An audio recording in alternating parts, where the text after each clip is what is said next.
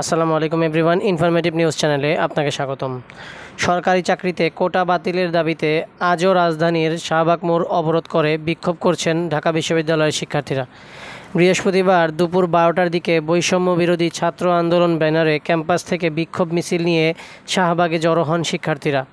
এরপর শাহবাগ মোড় অবরোধ করেন তারা, এতে যান চলাচল বন্ধ হয়ে যায়। এর আগে বেলা 11টার দিকে ঢাকা বিশ্ববিদ্যালয় কেন্দ্রীয় গ্রন্থাগারের সামনে অবস্থান নেন শিক্ষার্থীরা। সেখান থেকে মিছিল নিয়ে সূর্য সেন হল, হাজী মোহাম্মদ মহসিন হল, টিএসসি ও রাজু ভাস্কর্য ঘুরে তারা শাহবাগ মোড় অবরোধ করেন। এ সময় বৈষম্য বিরোধী ছাত্র আন্দোলনের সমন্বয়ক ও ঢাকা বিশ্ববিদ্যালয়ের প্রাণিবিদ্যা বিভাগের ছাত্র সার্জিস আলম ঘোষণা দেন, আমরা আজকে আধা ঘন্টার জন্য আসিনি, আমাদের দাবি না মেনে নেওয়া পর্যন্ত আমরা রাস্তা ছাড়ব না।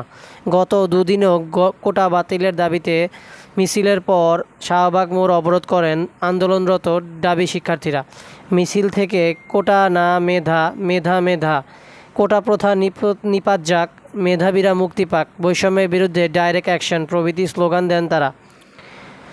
উল্লেখ্য, 2018 সাল পর্যন্ত বাংলাদেশে সরকারি চাকরিতে 56% কোটা প্রচলিত ছিল। এর মধ্যে 30% মুক্তিযুদ্ধ কোটা, 10% নারী কোটা, অনগ্রসর জেলার বাসিন্দাদের জন্য 10% কোটা, ক্ষুদ্র জাতিগোষ্ঠীদের জন্য 5% এবং প্রতিবন্ধীদের জন্য 1% আসন সংরক্ষিত ছিল। ওই বছর ঢাকা বিশ্ববিদ্যালয় সহ দেশের বিভিন্ন শিক্ষা প্রতিষ্ঠানে কোটা সংস্কারের দাবিতে বড় বিক্ষোভ হয়। কোটা ব্যবস্থার সংস্কার করে 56% থেকে 10% নামিয়ে আনার দাবি জানিয়েছিলেন আন্দোলনকারীরা।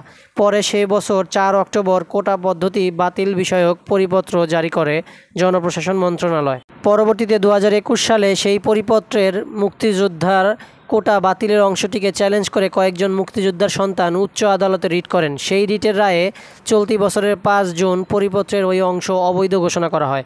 এরপর থেকেই চাকরি প্রত্যাশী সাধারণ শিক্ষার্থীরা মাঠে নামছেন।